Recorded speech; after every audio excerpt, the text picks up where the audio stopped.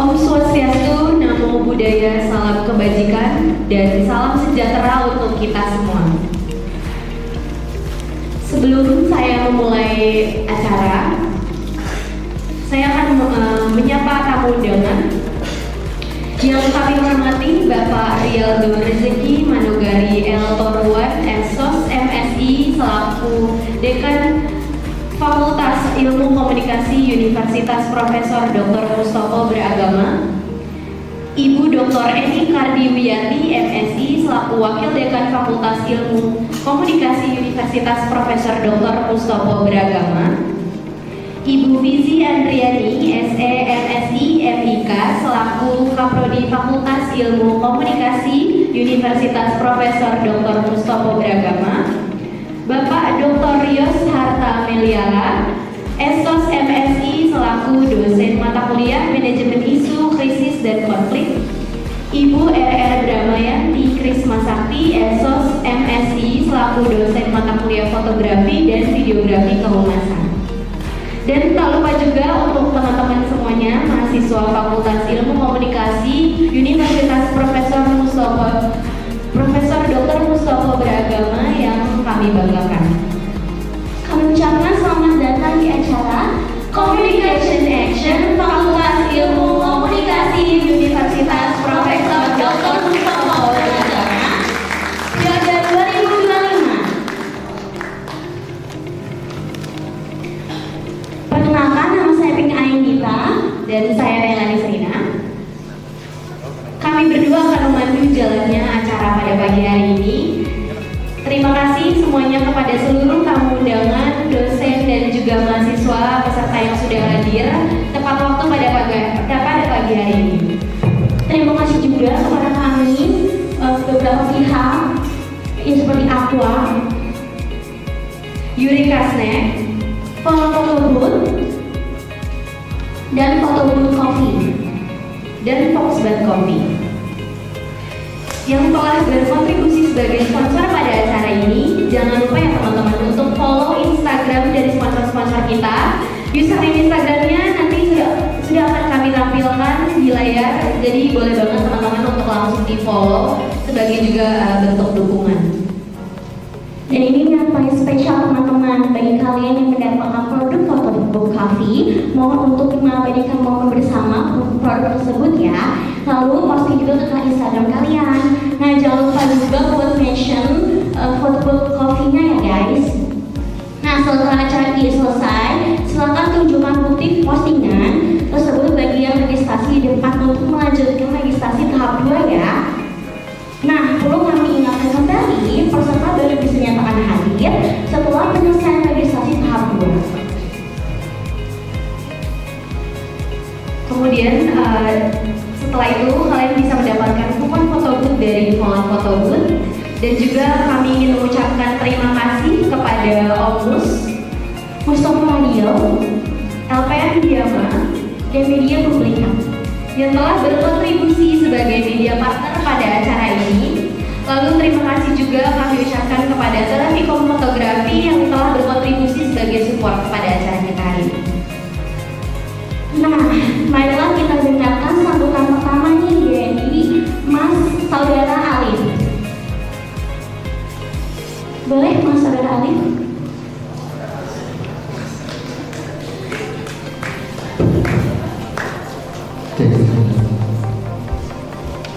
Oke, Assalamualaikum warahmatullahi wabarakatuh. Salam Om Swastiastu, Namo Buddhaya, salam kebajikan, rahayu. Puji syukur marilah kita mendengar dari Allah Subhanahu wa Ta'ala, karena atas karunia-Nya alhamdulillah kita bisa hadir di acara Communication Action di tahun 2025 yang insya Allah bermanfaat untuk kita semua. Terima kasih juga saya ucapkan kepada para narasumber yang sudah meluangkan waktunya untuk berbagi ilmu dan sharingnya dengan adik-adik ya, kita semua di Fakultas Ilmu Komunikasi Universitas Profesor Dr. Mustopo Beragama. Saya selaku ketua acara mohon maaf terlebih dahulu jika acara yang akan ditampilkan mungkin memiliki kekurangan dan sebagainya. Namun saya juga ingin terima kasih kepada seluruh panitia yang telah bekerja keras dalam acara ini. Saya yakin dan saya percaya bahwa sebenarnya bukan saya yang banyak kerja ya teman-teman, tapi mungkin lebih ke teman-teman panitia ya, teman-teman acara, baik acara di manajemen isu krisis ataupun mata kuliah fotografi yang telah berjuang, juga teman-teman fotografer, teman-teman produksi, kemudian ada teman-teman perlengkapan, kemudian juga ada teman-teman yang mungkin nggak bisa saya sebutin satu persatu yang telah berjuang keras untuk terlaksananya acara kita pada hari ini. So, saya ingin berterima kasih sebenarnya kepada teman-teman semua. Mari kita tepuk tangan dulu teman-teman atas kerja kerasnya. Dan tak lupa juga saya berikan terima kasih kepada pihak fakultas yang telah mensupport kami dengan begitu besar sehingga acara ini bisa terlaksana dengan baik dengan kolaborasi di beberapa sektor, sehingga acara ini insya Allah mungkin bisa kedepannya saya harapkan menjadi satu acara yang terus berlangsung ke depannya untuk meningkatkan satu citra di Fakultas Ilmu Komunikasi Universitas Dr. Mustafa Beragama, dan juga untuk satu keyakinan bahwa kita berkomitmen untuk terus sharing pengalaman dengan orang-orang yang mungkin sudah terjun ke dunia profesional, sehingga adik-adik semua nanti kedepannya bisa terpapar ilmu-ilmu dari para praktisi yang memang sudah terjun langsung ke dunia profesional. Sekian, terima kasih, itu saja yang bisa saya sampaikan. Wabillahi taufiq wal hidayah. Wassalamualaikum warahmatullahi wabarakatuh. Baik, terima kasih untuk Saudara Alif yang sudah menyampaikan sambutannya. Selanjutnya saya akan memanggilkan untuk Ibu Mizi Andriani SEMSI MIK selaku Kaprodi Fakultas Ilmu Komunikasi Universitas Profesor Dr. Mustafa Beragama untuk menyampaikan sambutan kita pada pagi hari ini. Silakan Ibu.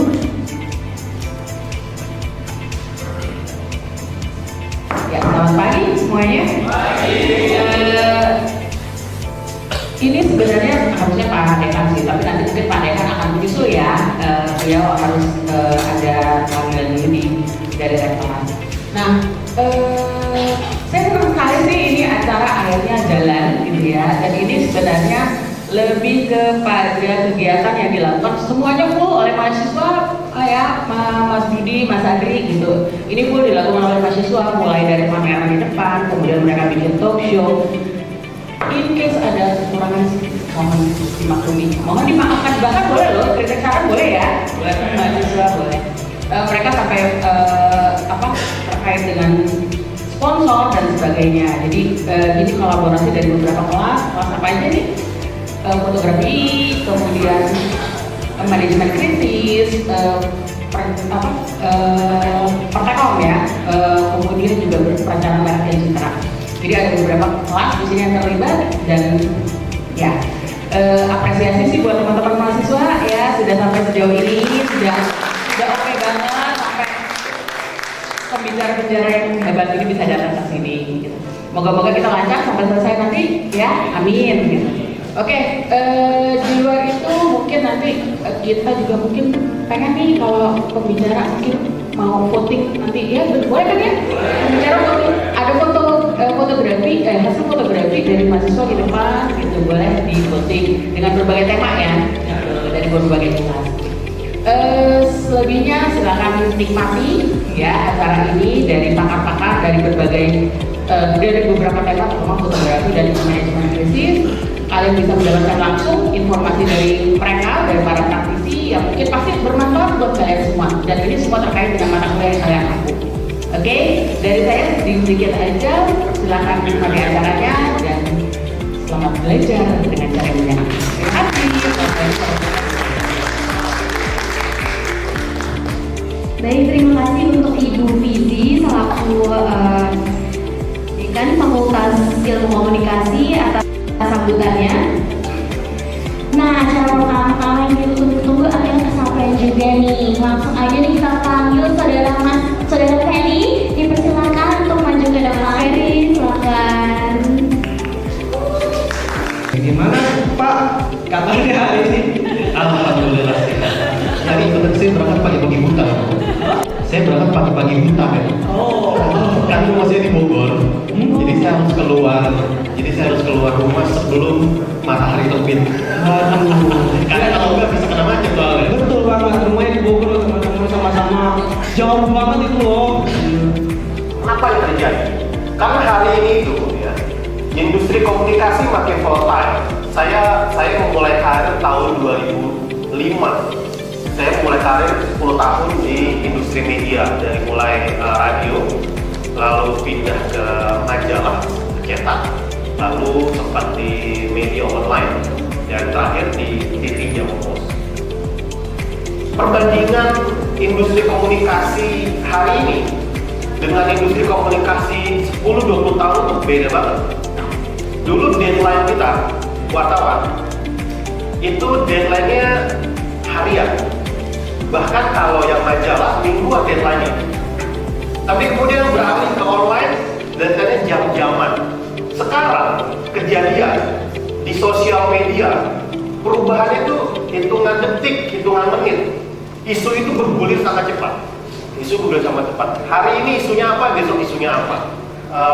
Bocorannya pun banyak. Jadi kalau ada yang main saham, mungkin beli saham apa, anaknya yang kasih tahu gitu. Dan dia menjadi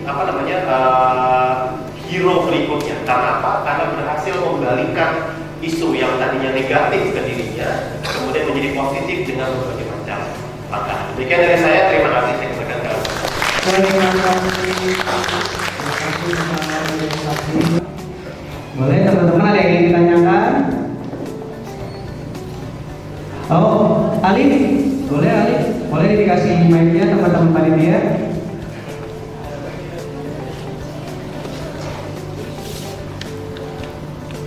Oke. Mas, sebelumnya terima kasih atas materi yang telah disampaikan. Saya sebenarnya ketika mendengar materi yang disampaikan itu, mau izin jadi makin banyak pertanyaan gitu ya. Karena kita tahu beda. Pertama, saya pengen tahu dulu sih, maksudnya kita jelas tahu sebagai mahasiswa bedanya manajemen isu krisis di korporat dan di government. Nah, kalau dari Mas bilang kan sering kali ternyata sekelas kementerian aja tuh nggak punya krisis governance yang mumpuni gitu ya, dan itu menurut saya jadi satu hal yang trouble banget sih buat selama ini tuh. Mungkin teman-teman mahasiswa dan lainnya kita tahu sekelas lembaga tinggi pasti udah punya, kita tahu seperti itu gitu ya Mas. Dan ternyata dari Mas yang udah terjun ke lapangan masih melihat bahwa ada beberapa lembaga kementerian bahkan yang belum punya krisis. Nah, ini balik lagi ke pernyataan Mas yang tadi bahwa jangan sampai ada orang lain itu menjadi representasi sebuah brand. Nah, kalau kita bicara soal government PR, berarti kan jangan sampai ada orang yang berbicara ngaco menjadi representasi dari sebuah lembaga tinggi gitu. Nah, yang jadi pertanyaan adalah ketika banyak orang-orang yang mungkin representatif, entah dia jabatannya tinggi, entah dia staffnya dan lain sebagainya, itu memberikan statement yang narasinya sangat-sangat berpotensi untuk menjadi sebuah isu kontroversial, itu dilontarkan gitu Mas. Nah, menurut Mas selaku praktisi PR, bagaimana cara kita tuh bisa memberikan satu metode praktis yang mungkin bisa dicoba, apalagi mungkin kalau landscape kita ada di daerah government PR gitu ya, terhadap representasi gitu. Let's say deh, waktu itu Pak Sanaspi kita sebut pada saat jadi kepala jubir kantor komunikasi kepresidenan, dia sempat bilang yang masalah tempo di teror pakai kepala babi kan, ayo udah masak aja kepala babinya gitu. Itu kan jadi suatu hal yang menurut saya sangat negatif untuk disampaikan oleh orang yang punya jabatan tinggi gitu ya. Nah, bagaimana ketika statement itu sudah dilontarkan, apakah nggak sih ada cara yang positif yang bisa membalikan keadaan opini publik tanpa harus terlihat jadi kayak olok-olokan? Karena kita tahu kalau dia buat, oh saya minta maaf, saya klarifikasi di pernyataan saya, itu kan nggak keren banget gitu ya Mas. Ada dari strategi itu, lu udah misalkan ya, kita udah salah nih, udah mau statement salah, tapi masih bisa nge-switch keadaannya kayak gitu, terutama di landscape government PR. Terima kasih. Oke, terima kasih Saudara Ali. Gimana Pak? Soal pertanyaan tadi. Ya, ini menarik bagaimana bisa switch ya. Yang tadinya pernyataan itu dua simpati, kemudian ada dua simpati. Yang pertama, betul memang di government. Kenapa saya bisa bilang itu? Karena mostly klien kami itu dari government, dari kementerian dan lembaga juga BUMN. Jadi kita tahu persis bahwa sebagian besar dari mereka tidak punya target deadline, bahkan walaupun di kementerian ada jubirnya, biasanya ada jubirnya, ada bicara, tapi seringkali tidak dibekali oleh kemampuan yang mumpuni untuk bicara tentang isu-isu strategis. Menjawab pertanyaan dari Alif. Iya, Dari Alif tadi, bagaimana caranya? Yang pertama ya harus kalau salah mau nggak mau harus minta maaf. Apalagi ini government ya, bicara government. Kalau salah maka harus minta maaf. Karena orang-orang government itu udah tebal muka kok mereka. Betul tebal muka. Tapi memang sekira 2 bulan lalu saya ketemu dengan Mas Angga. Angga ini ketua Badan Komunikasi Presiden, gantinya PCO. Kita ngobrol panjang lebar tentang bagaimana seharusnya lembaga dan kementerian itu serius mengelola komunikasi publik. Karena kita lihat di masa tahun pemerintahan yang sekarang itu kok banyak sekali orang-orang pejabat itu yang bicaranya suka-suka, kemudian publik dan rakyat jadi resah gitu, sedangkan tidak inline dengan garis komando yang dibuat oleh presiden. Nah, salah satunya adalah bahwa dari mereka, dari pihak government itu berencana untuk memanggil para juru bicara di kementerian ini untuk diberikan semacam mentoring di mana bicara di depan publik yang baik dan menimbulkan simpati, tidak menjadi masalah. Sebenarnya materi ini jadi salah satu materi ketika mereka retweet awal-awal itu kan yang retweet itu kan menterinya doang, bawaannya dirjen sekiranya dari menteri, jadi nggak tembus untuk apa. Nah, kalau ada menteri yang mesti bicaranya aneh, berarti waktu ini dia main HP. Oke, terima kasih kepada Pak Rudi dan juga saudari soal pertanyaannya.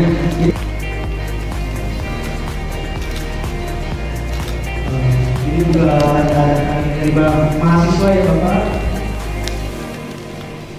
Pak Yus boleh? Saya sebelah sana. Maaf.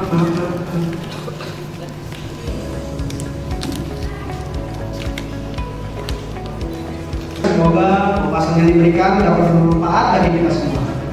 Tidak terasa sudah di penghujung acara talk show hari ini.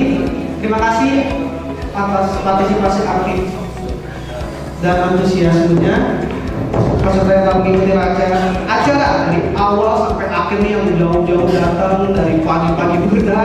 Dan terima kasih juga Pak Rudi. Kami juga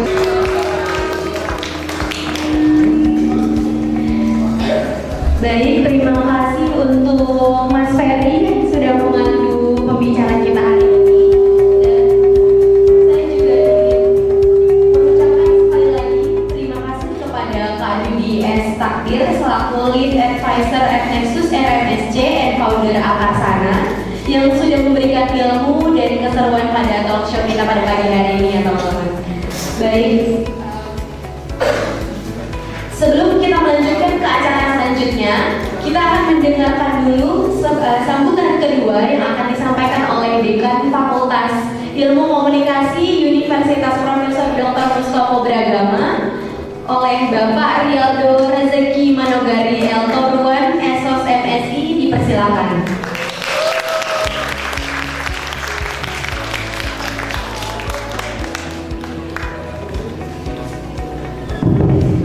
Baik, ini saya kira dibuka ya Bu Vivi ya? Oh, jadi baik, terima kasih. Assalamualaikum warahmatullahi wabarakatuh. Salam sejahtera untuk kita semua. Shalom, Om Swastiastu, Namo Buddhaya, salam kebajikan, rahayu.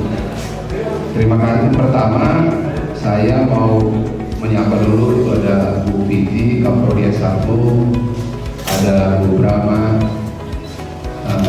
pemegang bimbel mata kuliah fotografi, Pak Dr. Yos Horta yang mengaku mata kuliah manajemen krisis, dan tentu saja ada Mas Budi, Mas Andri, sama Mas Reja yang sudah berkenan hadir, ada Bu Citra ya. Nah, saya mau mengawali gini, ada semua peserta nih mahasiswa yang terpuji, ini yang sedang mengambil mata kuliah apa konsentrasi Bu Mas Budi, Mas Reja, Mas Andri.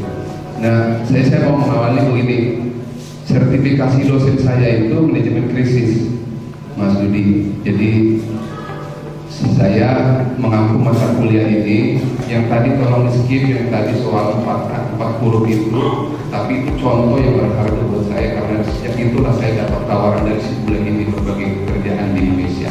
Terima kasih. Assalamualaikum warahmatullahi wabarakatuh. Kita langsung saja panggilkan narasumber kita pertama, yaitu Bang Adrianus. Beri tepuk tangannya. Nah kita sudah kedatangan narasumber kita kedua pagi hari ini. Gimana lah, lanjut kah? Tidak lancar. Lancar, alhamdulillah. Ya. Oke. Mereka harus punya storytelling. Jadi mereka harus lebih dekat dengan masyarakat, dengan manusia. Jadi kebutuhannya adalah banyak foto-foto yang tidak di-share seperti ini. Jadi ada candid moment dari acara-acara mereka.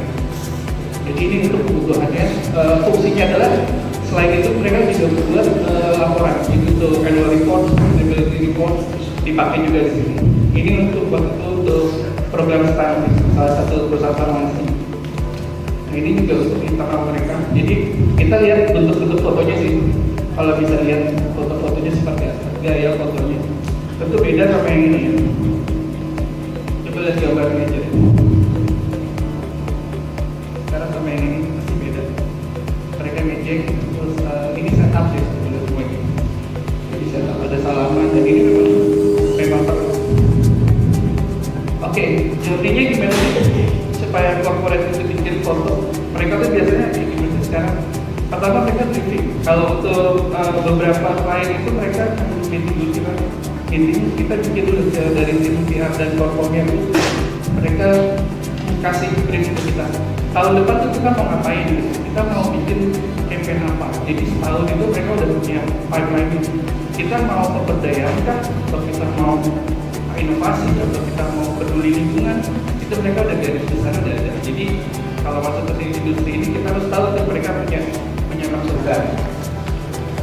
Nah prioritas buat pejabat itu pasti, karena kita akan ditanya selalu sebagai kita sebagai fotografer. Etika dan teknik. Nah di sini kenapa nggak menghalangi media lain? Karena ketika kita liputan itu bukan kita doang, bukan kita doang yang ngambil gambar, itu banyak dari instansi-instansi lain. Nah kadang kita itu nggak boleh egois, menghalang-halangi orang untuk ngambil gambar, ataupun sebaliknya, karena kondisi di lapangan itu yang ngambil gambar itu banyak. Karena kita tuh sampai dekat-dekatan atau sampai dorong-dorongan itu pasti.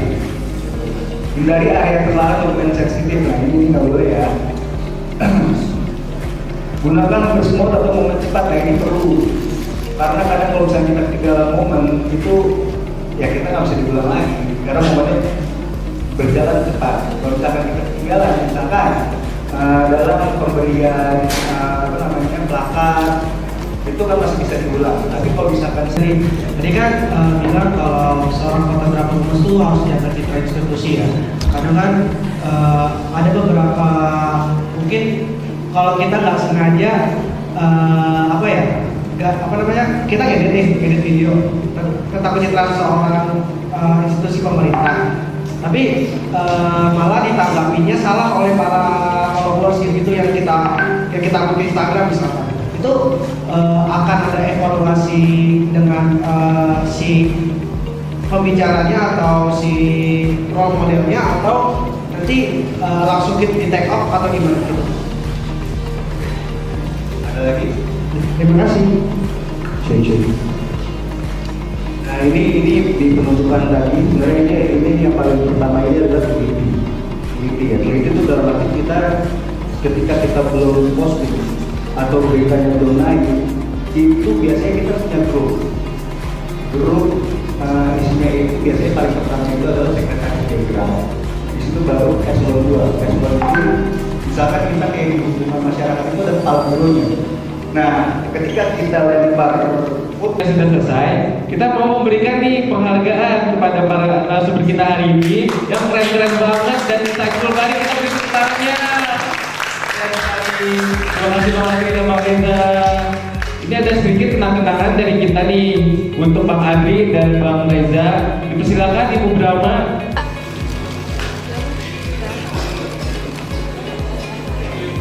Oke, baik, terima kasih. Saya dari Haji dari Kelompok Dokumentasi. Ada komen?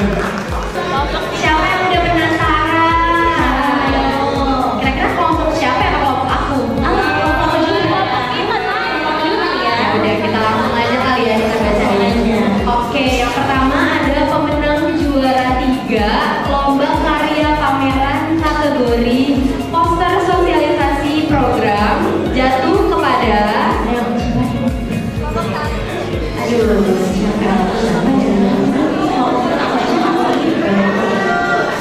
kelompok 5 dari kelas A. Sekarang semuanya ke kelompok 5 dari kelas A. Mungkin kepada perwakilan 2 orang boleh langsung maju aja biar kita langsung lanjut ke juara kedua. Kira-kira siapa nih yang juara keduanya? Siapa ya? Mungkin aku kali ya, aku aja ya.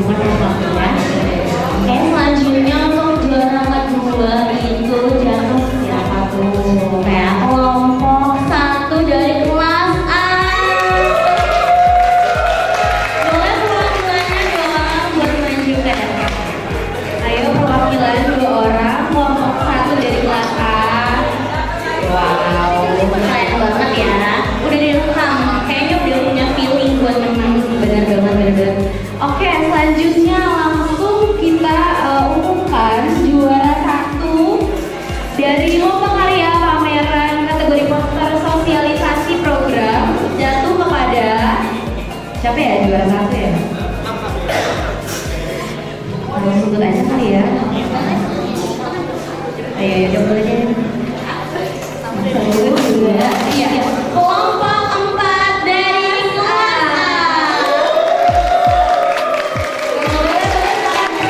Kelompok 4 dari kelas A.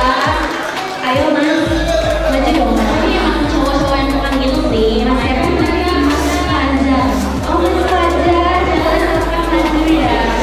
Di sebelah sini dong, lihat dong yang sebelah sini. Kan jualan sana. Iya, training juga.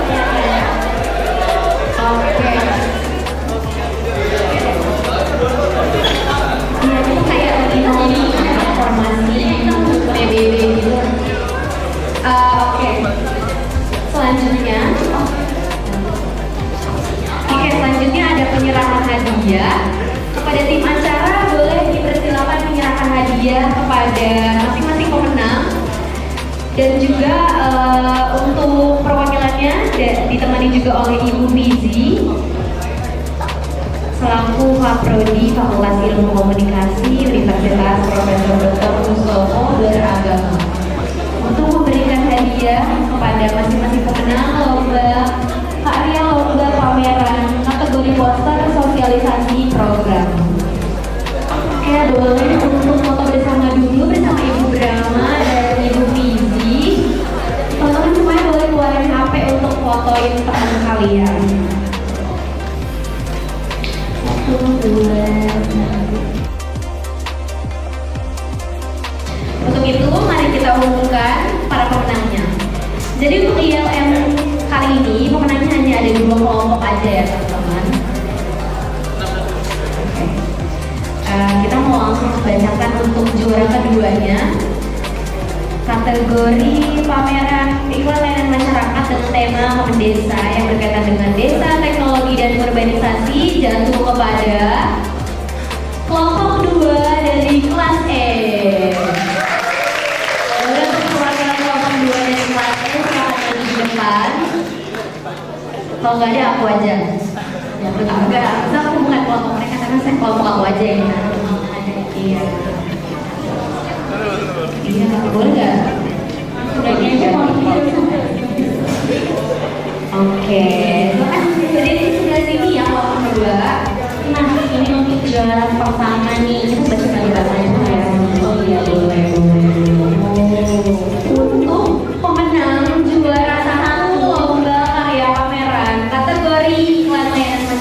jatuh kepada kelompok 2, 3 kelompok 4 dari kelas A.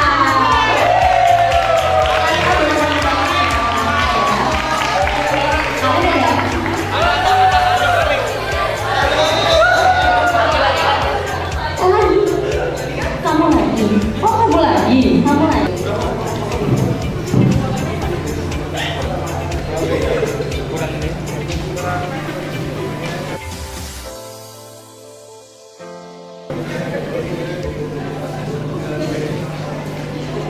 Assessment yang terakhir yaitu pengumuman lomba karya fotografi buat kategori promosi kampus kita. Oke, berdasarkan hasil voting yang telah dilakukan, dengan ini kami mengumumkan bahwa pemenang lomba karya fotografi kategori promosi kampus adalah, ini kita cuma punya satu kelompok aja ya. Oke, jadi pemenang, sekali lagi aku dimohon untuk teman-teman kondusif dulu ya, aku ingin membacakan. Jadi kembali lagi aku membacakan pemenang lomba karya pameran fotografi untuk kategori promosi kampus ialah kelompok 2 dari kelas A. Ini di bawah semua ya kelas A ya? Iya, di bawah semua kelas A. Boleh perwakilannya kelompok 2 dari kelas A, silakan maju untuk diberikan hadiah. Oh, Mas Wildan, oke lagi. Dan foto bersamanya. Selamat ya.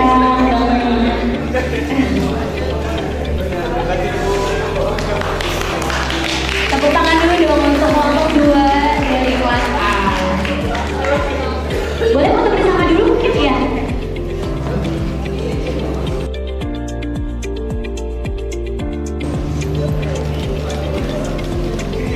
Alhamdulillah, keseluruhan communication action ini sesi pertama telah selesai. Terima kasih kepada seluruh narasumber, moderator, dan para peserta yang sudah mengikuti acara dari awal sampai akhir. Betul sekali. Semoga insight yang didapatkan pada pagi hari ini bisa menjadi bekal kita semua untuk menghadapi dunia komunikasi yang semakin dinamis dan penuh tantangan ini, teman-teman. Bisa langsung ya? Kita langsung aja kali ya? Ini gue udah pada kabar hari ini mau dapat materi dari sini. Oke, boleh. Oke, baik. Assalamualaikum warahmatullahi wabarakatuh. Selamat siang teman-teman semuanya. Saya berdiri aja ya, soalnya mau duduk saya ngantuk. Jadi,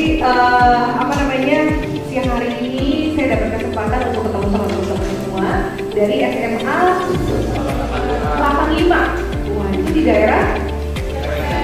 Oh, deket ya? Oh, deket. Pernah lewat sini nggak? Nah, tahu nggak di sini ada studio lab Mustopo? Nggak tahu? Nggak pernah mampir sini main sini main futsal depan gitu? Nggak pernah? Oke, jadi hari ini kebetulan saya mau memperkenalkan diri dulu. Nama saya Citra Eka Putri, saya salah satu dosen dan juga melakukan beberapa penelitian terkait dengan media sosial. Ya, jadi kalau melihat kakak-kakak ini ya, ini sebetulnya mahasiswa saya juga ya. Iya, jelas. Kita ngebahas tentang ada mata kuliah sosial media yang dimana kita juga ngebahas tentang media sosial studies juga tentang fenomena-fenomena yang dihasilkan atau secara masif terbentuk karena penggunaan media sosial. Nah, sekarang saya mau tanya di sini, ada yang pakai media sosial nggak? Pakainya apa? Instagram terus? TikTok terus? Twitter, X ya? Pakai juga? Terus apa lagi? Oh, WeChat? Oh, Snapchat? Waduh, jangan ya. Terus apa lagi? Apa? Oh, Facebook masih main? Waduh, keren kamu mainnya Facebook. Terus apa lagi sih yang ada, yang baru-baru ini apa? Telegram? Oh iya, betul masih ada. Terus apa lagi? Sebelah sini? Nah, kalian tahu gak influencer? Nah, influencer yang paling kalian suka itu siapa? Kok dari sini cewek-cewek biasanya suka sama influencer yang kayak gimana sih? Siapa? Richard Lee. Oh, mohon maaf di sini agak mendengar. Yang cantik-cantik, kalau yang cowok seneng yang cantik-cantik juga gak? Reza Arab. Oh Reza Arab, dia kontennya apa? Dia kontennya tentang apa Reza Arab? Gamesnya apa? Oh, live training, keren. Terus tadi ada beauty blogger juga, ya kan? Biar kita tuh bisa gimana sih cara dandan, alis bisa simetris gitu ya. Terusnya bikin apa sih? Lipstick yang biar ombre gitu, ya kan? Itu banyak banget sebetulnya informasi yang kita dapat dari influencer. Saya mau ngebahas sedikit sih sebetulnya, karena kalau ngebahas tentang influencer tuh bisa sampai SKS ya Bu. Begini sedikit aja tentang influencer, tapi mudah-mudahan teman-teman bisa ada insight lah, ya, jadi tahu. Oke, next lagi. Nah, fenomena influencer. Jadi kalau kita bicara tentang influencer, Indonesia ini sudah menjadi negara kelima yang memiliki predikat influencer terbanyak di dunia. Kayaknya kalau kita ngomongin sekarang orang, jujur ya, kalau saya lebih hafal, mungkin kalau teman-teman lebih hafal influencer daripada artis sinetron. Oke, tanpa lama-lama kita masuk aja kali ke sesi Q&A. Apakah ada yang mau nanya? Mungkin boleh disebut namanya siapa, kelas dan jurusannya dan pertanyaannya.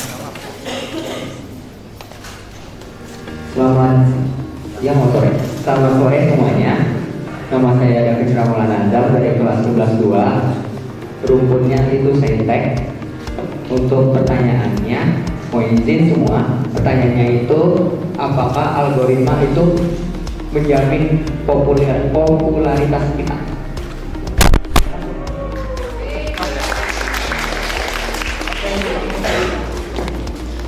Oke, Ibu mau jawabannya bagaimana? Apakah algoritma itu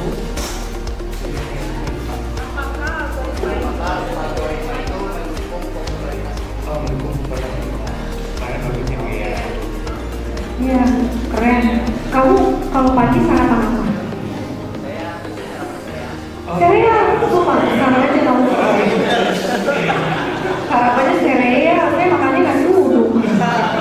Oke, jadi apakah algoritma itu menunjang apa tadi ketenaran ya, popularitas seseorang? Iya pasti. Jadi yang tadi saya sudah mention ke kamu bahwa algoritma itu akan memilih influencer atau konten yang diproduksi secara aktif, ya. Jadi ketika kita sama-sama influencer, kalau kamu suka dandan Japanese style, saya suka dandan Sunda style gitu ya, saya bikin produksi konten. Ternyata 1 minggu itu atau 1 bulan itu kamu tembus 150 konten dalam 1 bulan. Maka algoritma itu akan mencatat atau report bahwa konten kamu lebih aktif daripada saya, sehingga nanti FYP-nya lebih banyak ke kamu daripada ke saya. Ya, walaupun saya menggunakan ads dan lain sebagainya, algoritma akan ambil yang organik. Jadi seperti itu. Jadi sebetulnya kalau ditanya algoritma itu apakah mendukung popularitas seseorang, ya jelas. Tetapi algoritma juga harus kita kasih makan. Makanannya apa? Konten yang aktif. Kamu harus memproduksi konten. Sebulan, 2 bulan, 3 bulan, 4 bulan, oke, masih senang karena setiap bulannya dapat 300 juta misalnya dari 150 konten. Tapi ternyata di antara kita berdua ada datang dia nih yang bikin konten 200 konten per bulan, sehingga algoritma itu langsung ke dia, sehingga kita harus berkompetisi. Kamu jadi 250, saya jadi 300, terus seperti itu sampai akhirnya apa? Kelelahan secara emosional, karena harus konten apa yang saya harus buat. Sehingga biasanya influencer itu akan mulai membuka ruang privasinya. Anaknya lah dikontenin, istrinya lah, kehidupan private-nya, keluarganya, sehingga influencer itu hampir tidak punya ruang privasi.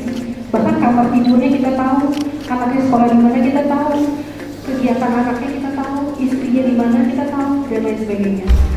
Bahkan sering ada istilah bahwa menjadi influencer adalah menjual privasi kita kepada banyak orang. Seperti itu, ya? Oke. Oke, jawab ya pertanyaannya. Jawab ya.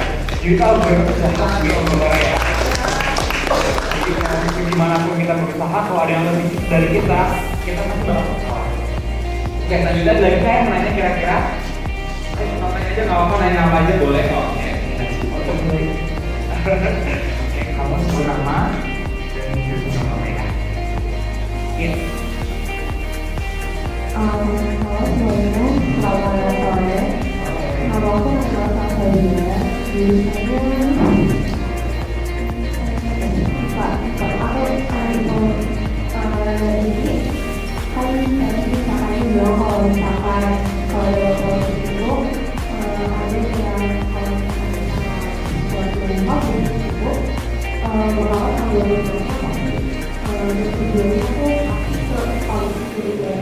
Kalau misalkan dalam skenario lagi ada pemilihan, pasti kita mencari-cari informasi mengenai kandidat-kandidatnya. Tapi kalau misalkan kita sudah terlanjur menyukai salah satu program gitu dari suatu kandidat gitu, misalkan kandidat satu. Nah, tapi kita nggak tahu kalau misalkan karena berdasarkan algoritma, kita cuma tahu hal-hal baik dan buruk dari kandidat itu.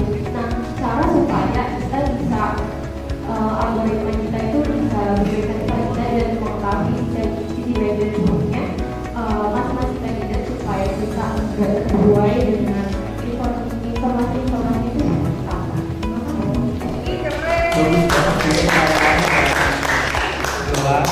Bagus banget ya.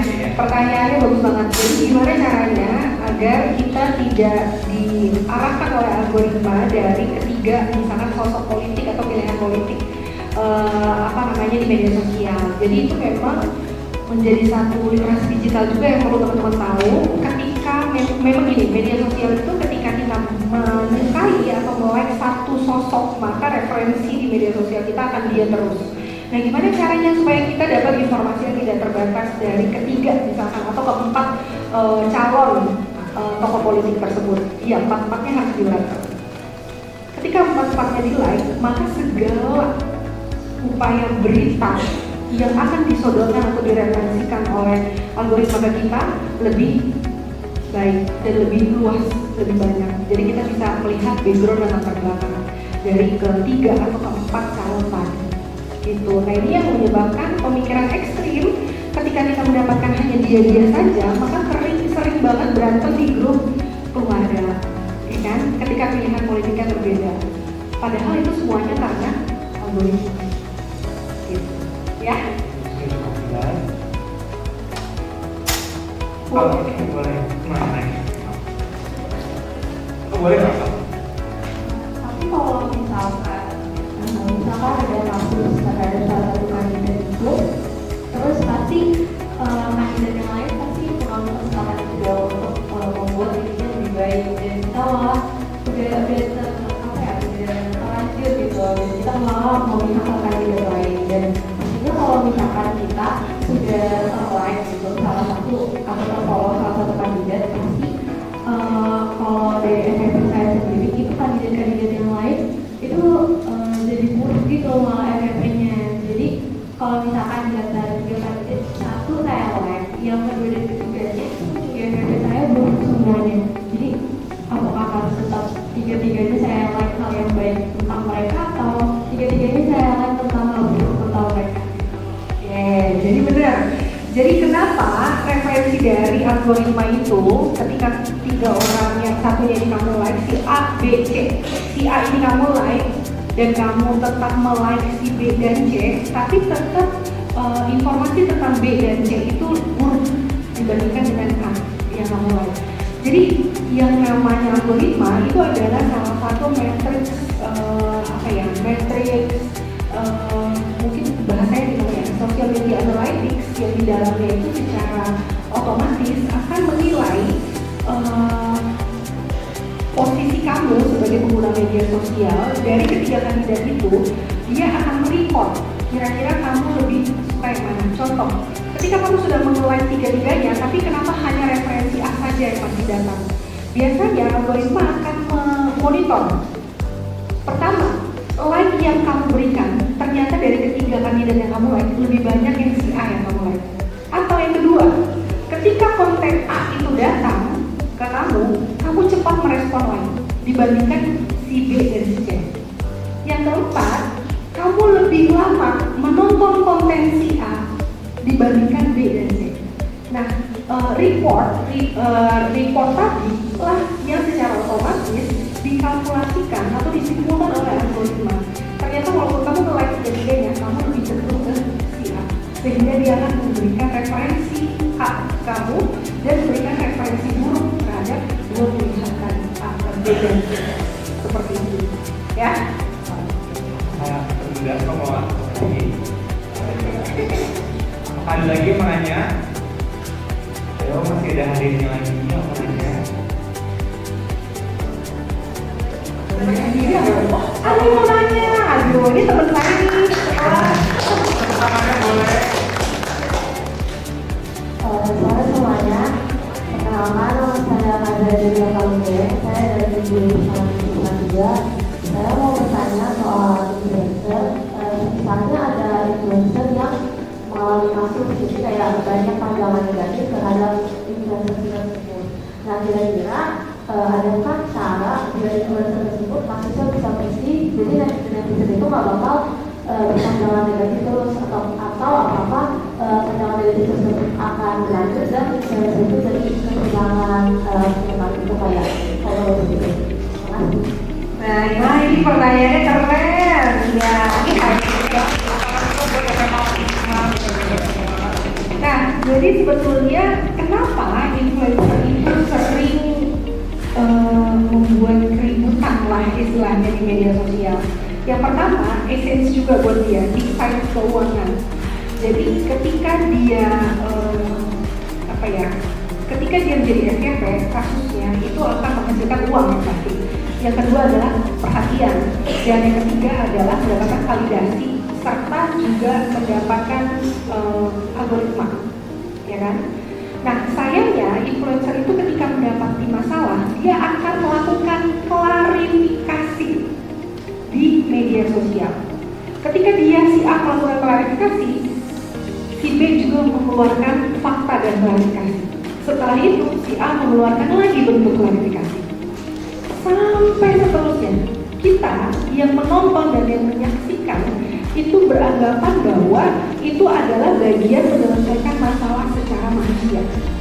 Padahal semakin kita sering menggunakan media sosial, semakin hilang sisi kemanusiaan kita. Salah satu contoh, simpelnya adalah ketika kamu belanja di online shop, kamu tanya sepatu warnanya, ukurannya, modelnya. Ketika udah nanya-nanya kayak gitu, artinya terus tidak ada barangnya yang kamu suka, kamu tinggal gitu aja, bahkan unfollow, sudah selesai. Tapi bayangkan ketika kamu face to face, kamu harus datang ke toko sepatu, bertemu dengan si penjualnya, sudah nanya tentang sepatu ukuran ini, warna, modelnya dan lain sebagainya, terus kamu nggak jadi beli. Kira-kira enak atau enggak? Secara kedekatan emosional, face to face, human emosional kita berjalan, maka paling tidak ketika kita tidak jadi beli sepatunya, kita akan beli kaos kakinya. Saya nggak enak pakai modalnya, udah nanya ini, udah cerewet, yaudah saya beli kaos kaki aja deh, 30.000. Tapi itu tidak terjadi di media sosial, teman-teman. Sehingga semakin sering kita berhadapan dengan ini, semakin hilang sisi kemanusiaan kita. Semakin kamu berantem, influencer dengan influencer berantem dan tidak pernah bertemu face to face, masalahnya akan semakin berlarut. Belum tentu ketika kita punya masalah sebagai manusia, dasarnya manusia ketika punya masalah harusnya diselesaikan secara face to face. Ketika dia bertemu secara emosional, masalahnya bisa jauh lebih cepat selesai. Tapi karena dimediasi oleh teknologi, yaitu media sosial dan platform, maka akan semakin sulit masalah itu selesai. Sehingga sebetulnya sengaja dibuat masalah itu berlarut supaya mendapatkan keuntungan finansial. Dan yang lebih parahnya lagi, ada istilahnya cancel culture. Cancel culture, kayak dulu kasusnya siapa? bilangnya dia pelaku pelecehan seksual. Gofar, tau gak? Gofar Hilman. Dia apa? Oh Zize, ya. Tapi kan dia nggak salah ya. Belum tahu kita endingnya kayak gimana. Kalau Gofar itu dia sudah kehilangan kontrak, sudah kehilangan pekerjaannya karena dituduh melakukan pelecehan seksual. Kehilangan kontraknya itu luar biasa besar ya. Ternyata setelah masuk kasus itu ke kepolisian dan diselidiki, ternyata si pelapor atau si korban itu mengalami depresi dan halusinasi, sehingga pelecehan seksual itu tidak pernah terjadi. Sedangkan di media sosial kita sudah meng-cancel culture dia. Seperti kayak misalkan kasus kemarin nih DJ istrinya Sule dulu yang parodi hamil sudah DJ Erika siapa? Nah itu kan cancel culture. Hampir semua bar klub malam di Indonesia itu tidak lagi kontrak dengan dia. Dari orang yang dia nggak punya pekerjaan. Karena apa? Ya itu karena konflik di media sosial. Nah terlalu cepat memutuskan dia bersalah di media sosial berakibat sangat buruk ya. Karena bisa jadi yang sebenarnya dia bersalah. Tapi kalau tadi pertanyaannya berkaitan dengan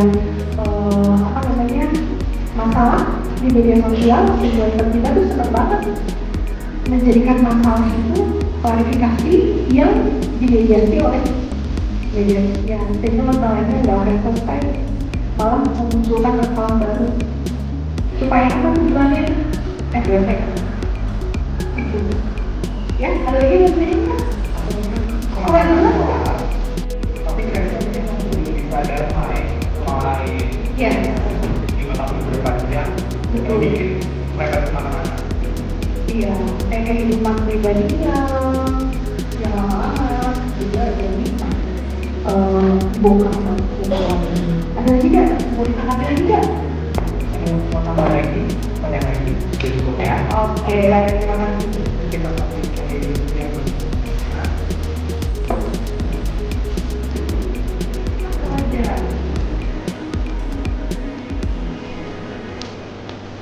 Kita mungkin boleh pilih kali ya pertanyaan terbaik dari umum ini. Iya, bagi kita tiga yang algoritma untuk popularitas, pilihan, sama pertanyaan adalah yang konsep. Kalau saya pilih tiga-tiganya boleh nggak? Soalnya tiga-tiganya bagus. Tiga-tiganya boleh dapatnya?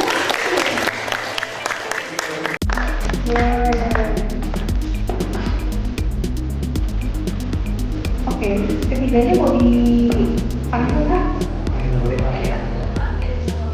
Oke, bisa ditaruh ke depan. Boleh maju ke depan, mau bagian hadiahnya. Ayo, apa dulu aja. Oke, ya.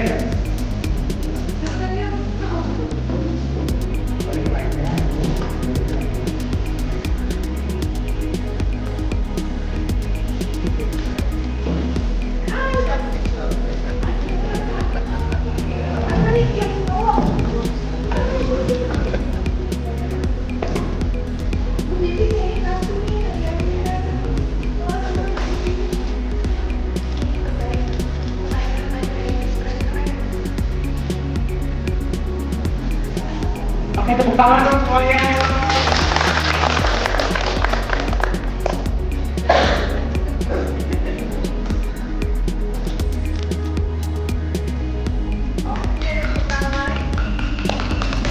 Ayo tepuk tangannya dulu ketemu buat teman-teman. Terima kasih sudah bertanya ya guys.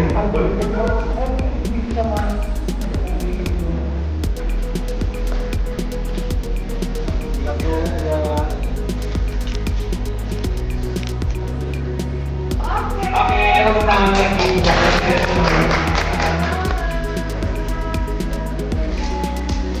Jadi semua penjelasannya, yang lainnya itu kita sudah menjelaskan semua teman-temannya. Satu, dua, oke.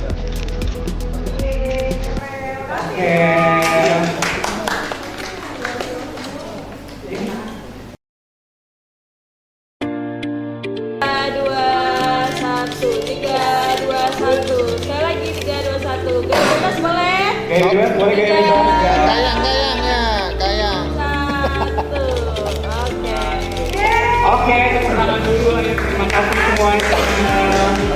Oke, semuanya boleh balik dulu masing-masing.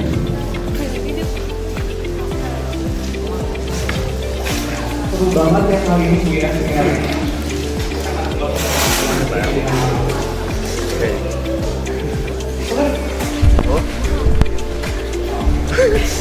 Dan enaknya kita seminar kali ini ditemani oleh Sobat Sapi. Jadi kita akan langsung sore-sore ini semuanya dapat ditelaah ya. Oke, terima kasih. Saya ucapkan sekali lagi untuk semua teman-teman SMA 85 Negeri Jakarta yang sudah hadir dan berpartisipasi aktif dari awal sampai akhir acara. Lebih kurangnya mohon maaf apabila ada salah kata. Sampai jumpa di acara berikutnya. Saya Ahmad Fadil, pamit undur diri. Wassalamualaikum warahmatullahi wabarakatuh.